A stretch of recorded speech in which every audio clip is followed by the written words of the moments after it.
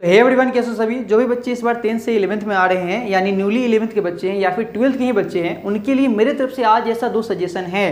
यानी मैंने जो अपनी 11th 12th में जिस बातों को एब्जॉर्व किया था उसमें से 2 ऐसे आज सजेशन बतलाने वाला हूं। अगर तुम इस चीज़ को फॉलो करते हो तो तुम्हें अपने लक्ष्य के लिए आज ऐसा 2 टूल किट्स मिलने वाला है जिससे तुम अपने लक्ष्य को बहुत ही आसानी ढंग से प्राप्त कर रहे होगे। देखो, उसमें सबसे पहला पॉइंट ये है कि जब कोई बच्चा 10th का एग्जाम देता है और 11th में जो है एडमिशन लेता है तो उसके बीच में जो है उसे 2-4 महीनों का गैप मिल जाता है।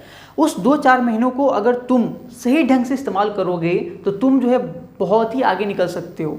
जैसे कि मान लो कि जब तुम 10th का एग्जाम देते हो ना, तो उस 10th के एग्जाम देने के जस्ट बाद जो है बहुत सारे जो है अच्छे अच्छे स्कूल्स का जो है फॉर्म निकलता है। CHS BHU का नाम सुने होगे, DPS का नाम सुने होगे, बहुत सारे ऐसे स्कूल्स है जिसका जो है फॉर्म निकलता है, जिसका तुम फॉर्म अप्लाई करके जो है वहाँ पे अच्छे स्कूल्स में जो है एडमिशन ले सकते हो। बहुत सारे ऐसे जो है कंपटीशन का भी फॉर्म निकलता है, पॉलिटेक्निक्स वगैरह का जो है उसका भी तुम जो है एंट्रेंस एग्जाम क्लियर करके वहाँ पे एडमिशन ले सकते हो। यानी इस 2-4 महीने को जो है अच्छे ढंग से इस्तेमाल कर सकते हो। अगर नहीं तो मान लो कि अगर तुम्हें एकेडमिक पढ़ाई करनी है, आगे जाके JEE और नीट की तैयारी करनी है, अगर तुम साइंस फैकल्टी लेते हो, मान लो तुम्हें 10th का एग्जाम दिया और तुमने सोचा हुआ है कि मुझे साइंस ही फैकल्टी लेनी है, तो तुम अपने 11th के एडमिशन लेने से पहले उस क्लास को अगर इस्तेमाल करते हो तो तुम्हें क्या होगा कि जब तुम 11th के एडमिशन लोगे और जब तुम्हारा वहाँ पे क्लास चलेगा तो तुम वहाँ पे क्या तुम्हें देखने के लिए मिलेगा कि जब तुम एडमिशन लोगे और जब क्लास के अंदर जाओगे तो तुम्हें वहाँ पे एक चीज़ ऑब्जर्व करने के लिए मिलेगा कि मैं जो हूँ बहुत सारे बच्चों से यानी अपने बैचमेट से जो है आगे हूँ। क्यों आगे हूँ? क्योंकि तुम्हारा बैचमेट्स अभी जाकर 11th का जो है पढ़ाई स्टार्ट किया है, लेकिन तुम अपने पढ़ाई को जो है ऑलरेडी 4 महीने पहले जस्ट एकदम 10th का एग्जाम दिया और पढ़ाई में लग गए। तुमने 4 महीने पहले ही स्टार्ट कर दिया था और वो जो है अब स्टार्ट कर रहा है। तो तुम ये 2-4 महीनों को बहुत ही अच्छे ढंग से इस्तेमाल करके बहुत ही बच्चों से आगे निकल सकते हो। ठीक है। दूसरा पॉइंट ये है कि देखो, जब भी बच्चा 11th में आता है ना तो वो नया नया होता है, तो उसको कोई भी चीज़ उतना क्लियरिटी से पता नहीं होता है, वो बहुत सारी गलतियां करता है। मैंने भी 11th में खासकर ये गलती किया था और जो कि 12th में जाके मैंने सुधारा।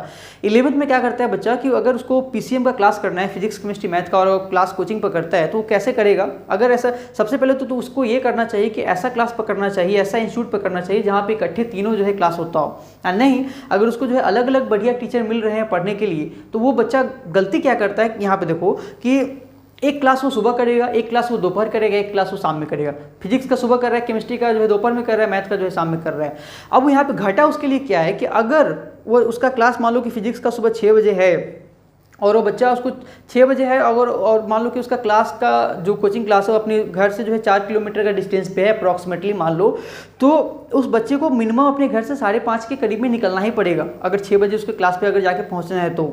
और इससे क्या होगा कि अगर 5:30 में घर से निकल रहा है, 6 बजे वो क्लास पे जा रहा है, 6 से 7 वो क्लास कर रहा है, फिर जो है उसको वहाँ से वापस घर पे आने में जो है आधे घंटे का समय लग जाएगा। इससे क्या होगा कि एक बच्चे को एक क्लास करने के लिए, सिर्फ एक क्लास करने के लिए 2 से 3 घंटा जो है समय जाएगा। और उसको अगर मिनिमम 3 क्लास करने हैं तो वो बच्चा क्या करेगा कि उसका दिन का जो 7-8 घंटे का समय सिर्फ क्लास करने में ही चला जाएगा, सिर्फ क्लास करने में। और यहाँ पे गौर करने वाली बात तो ये है कि क्लास करेगा सिर्फ 3 घंटा और समय चला जाएगा उसका 7-8 घंटा, यानी 5 घंटे का जो उसका समय है वो ऐवे ही बर्बाद होगा। यानी तुम्हारा जो समय है, अगर तुम ऐसा गलती करते हो तो तुम्हारा जो है ये 4-5 घंटे का समय ऐसे ही बर्बाद होने वाला है।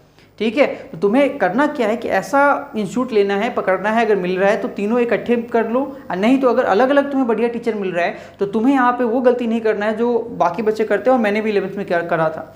तुम्हें क्या करना है कि वहाँ पे अगर अलग अलग तुम्हें बढ़िया टीचर मिल रहा है पढ़ने के लिए तो तुम्हें ऐसे अरेंजमेंट करना है कि तुम अगर इकट्ठे एक बार घर से निकले तो इकट्ठे तीनों क्लास करके ही घर पे वापस आओ। इससे क्या होगा कि ज़्यादा से ज़्यादा अगर तुम्हारा जाएगा बिना 3 गो अगर क्लास करते हो तो ज़्यादा से ज़्यादा भी जाएगा तो तुम्हारा 5 घंटे का समय जाएगा। 3 क्लास करोगे 1-1 घंटे का और अप्रॉक्सीमेटली 1-2 घंटे जाने आने में ले लो तो 5 घंटे का समय तुम्हारा ज़्यादा से ज़्यादा जाएगा और उसके बावजूद भी 3 घंटे का समय तुम्हारा एक्स्ट्रा जो है बच जाएगा, जिसको तुम अलग अपने पढ़ाई में लगा सकते हो, अलग चीज़ों कामों में, अपने नोट्स बनाने में, पढ़ाई करने में, लर्न करने में, किसी भी करने में जो है लगा सकते हो।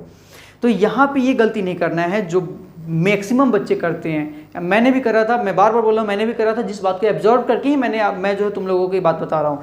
क्या करना है, अगर एक इंस्टीट्यूट मिला तो वहीं पे क्लास कर लेना है तीनों का, नहीं अलग अलग बढ़िया टीचर है तो ऐसे अरेंजमेंट करना है कि तीनों क्लास जो है सुबह में ही कर ले या शाम में ही कर ले, यानी इकट्ठे तीनों क्लास करके ही घर पे आए तो बहुत सारा समय का जो है तुम्हारा बर्बादी होने से बच जाएगा और उस चीज़ को जो है तुम अच्छे कामों में, अच्छे जो है पढ़ाई में, जो है अच्छे आगे की चीज़ों को सीखने में लगा सकते हो। तो अगर तुम्हें किसी जैसा बनना है या फिर अगर तुम्हारा कोई लक्ष्य है तो तुम्हें भी उतना ही कड़ी मेहनत करना पड़ेगा, उतना ही सेक्रीफाई करना पड़ेगा जितना जो है कोई बंदा सेक्रीफाई करके वहाँ पे पहुँचा हुआ है। तुम्हें जो है ऐवे ही वो चीज़ हासिल नहीं हो रहा होगा।